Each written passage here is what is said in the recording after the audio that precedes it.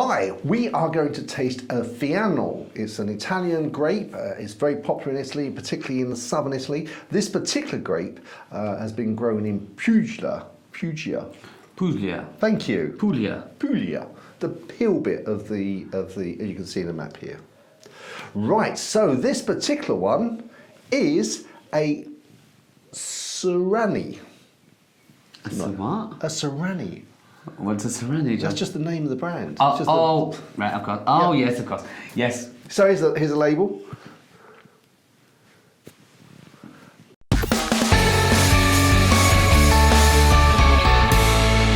So I think this is one of the first times that we've tried this particular grape. For me, definitely. Yeah? Yeah. I cannot recall ever trying this grape. Well, I think I might have done in a restaurant or something previously, but certainly the first time we've reviewed it online, so to speak. So this comes in at $8.99, or if you're buying 6, and $9.99 if you're buying it on its Todd.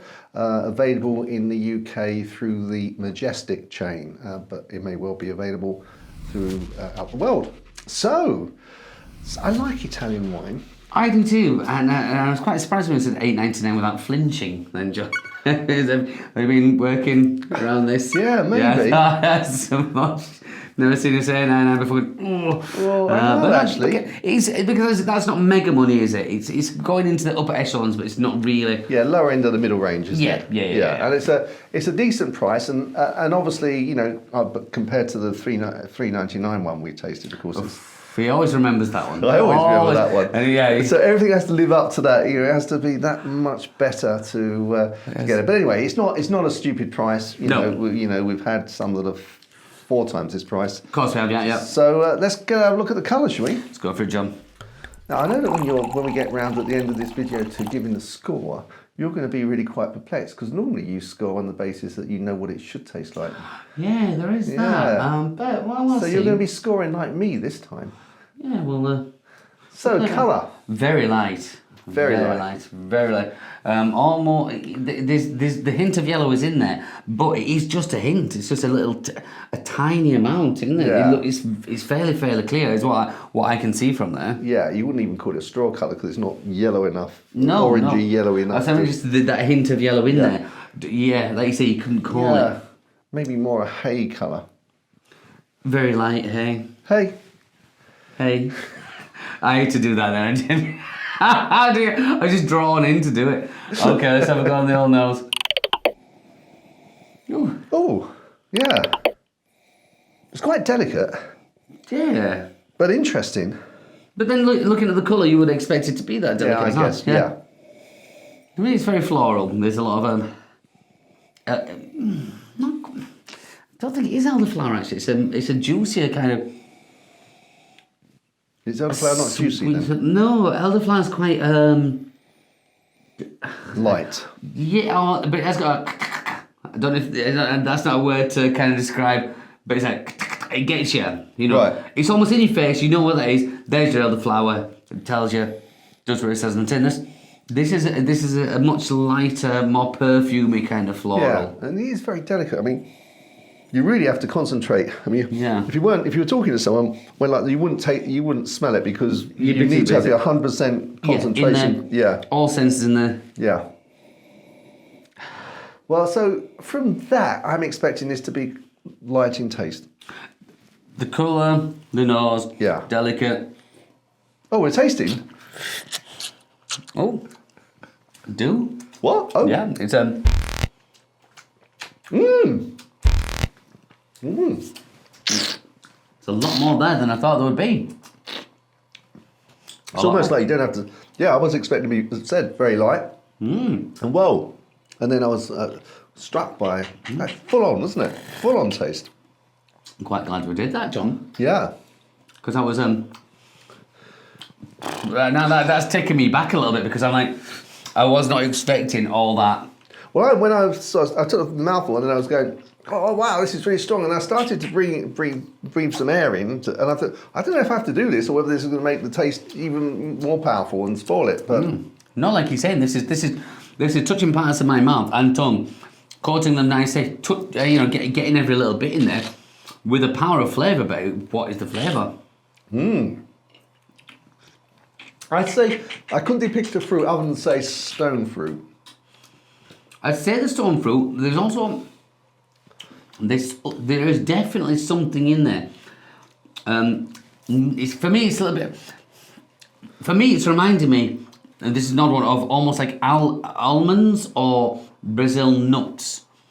There's something at the back there that's like that's unusual, and I don't know how to touch it other than say. This is how I came to the conclusion. I had a little smell. I thought there's a Christmassy something about that, and I know that is completely odd, and we don't want to get into the all the kidology and everything, but that for me just has something in the flavour, and all I can relate it to is the nuts. Yeah, I can't. I'm not a big nut fan like you, so I'm not quite so used to tasting them, and so I'm not quite sure that I can associate that taste with.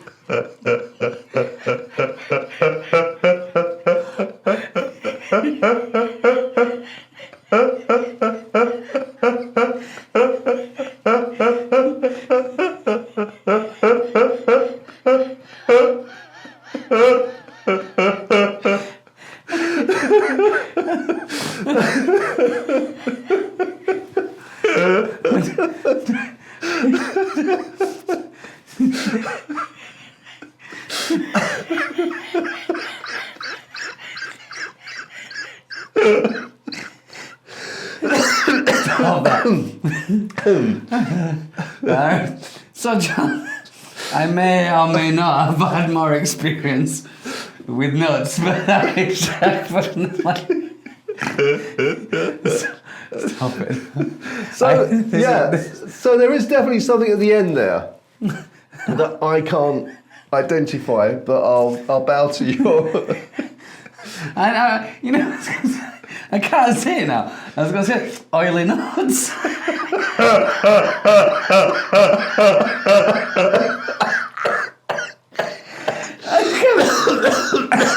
I can't be taken seriously saying that now. I've never described a wine like that before. But there's something. Well, almonds are quite oily, aren't they? What's that? Almonds can be quite oily. And then again. It's towards the very end, towards the finish. That's when I get. Towards the finish. That's when the oily nuts Stop it! You're looking at the belly out. We're reviewing wine here. It's a serious subject. I'm well aware. I was being. But you should have fun. Drinking it, enjoying it. Of course. You put me right off my kilter now. So yeah. Nuts. Bring my I don't know what it is that's reminded me. Is it that Christmassy flavour and I can't do this. So we've got. You think it's nuts at the end. I can't quite distinguish it. Yeah. But having it is very interesting. It's not just sort of one-dimensional, one-hit taste. This is definitely not a run-of-the-mill wine. No. And this is, especially after looking at it and having the nose on there, thinking. We had preconceptions then, didn't we? We thought, what's this? And one thing that was in my mind, again, it's always the price. I know John paid $8.99, and it's like, I thought, oh, it's not. And then looking at, I thought he was going to be disappointed. But in actual fact, that $8.99 for that bottle, I'd pay that every day of the week. Yeah, no, that was well worth it. It's much more interesting. I think the phrase you normally use for a wine like this is it deserves some respect. That's right, commands respect. Yeah. And it does.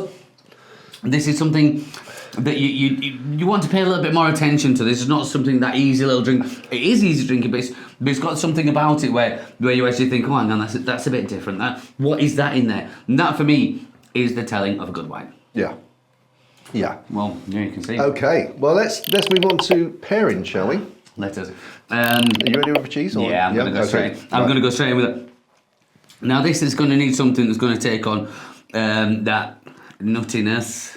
He said begrudgingly, and I'm going to match it, and I'm going to go with the Comté, which Yeah, well, unless you get them together and do it, you won't really know. But I would reckon a Comté, which is the French controversially saying the French version of a cheddar, but it is their their number one cheese almost, and it's like a sweet nutty cheddar, but not quite as good as a real cheddar. So yeah, I reckon those two would marry perfectly. So just to challenge you, Go on. Italian cheese?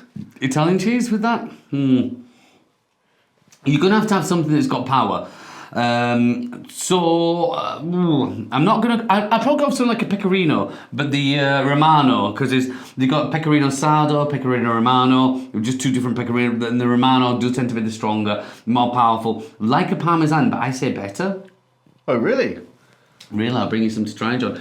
Very intensely salty, big flavours, kind of almost nibbles your gums a little bit. It's not for the faint-hearted, or you don't need a lot. Mere shavings of it is enough. Oh wow, okay, yeah, I'd be interested in tasting that.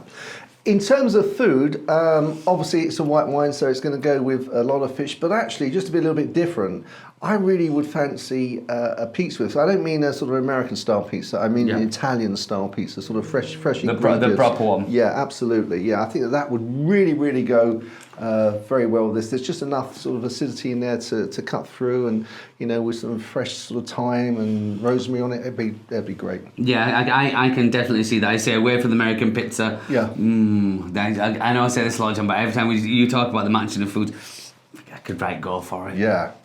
Yeah, we've only just eaten. We have? Yeah, so, well, yeah.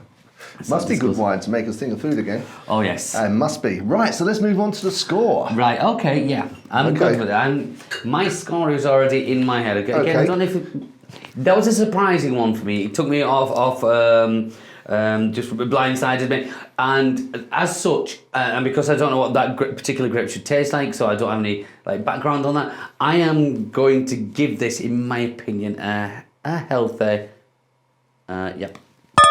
Okay. Good with that, John. Right, and I'm going to go 84. 85. Oh wow, okay. Yeah, very close, yeah. Yeah, I think that just stood out for me. Price again, you were not wild on price there, right? 99 is it's in most people's budgets, is that I would say. Yeah. Not over the top. Didn't look like it was going anywhere, and then suddenly it was like, there you go, you're having that. I was like, whoa, thank you.